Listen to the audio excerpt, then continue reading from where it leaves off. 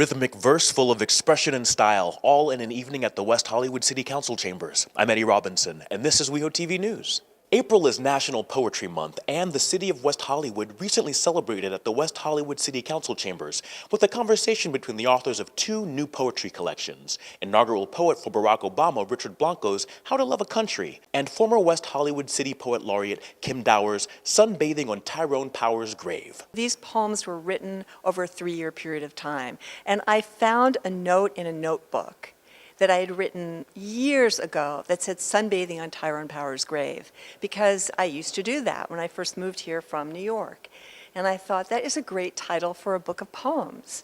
And so the poems I was writing had a lot to do with people I loved that I was losing, but that were always going to be alive in my heart. It's called How to Love a Country, which is both a question and a how-to book and a statement, and it really stems from my tenure as presidential inaugural poet and writing a kind of poetry that sort of made me think about the civic role of poetry and the poet in our country.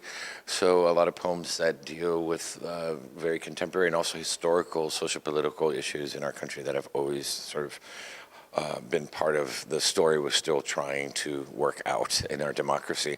National Poetry Month began in 1996, and it's now the largest literary celebration in the world. What can poetry do for a community? It can bring a community together. We all want a poem if someone dies or gets married or a baby is born or we fall in love. In the most emotional times in our lives, we reach for a poem. Future inspiring events sponsored by the City of West Hollywood can be found by visiting WeHo.org. For WeHoTV News, I'm Eddie Robinson.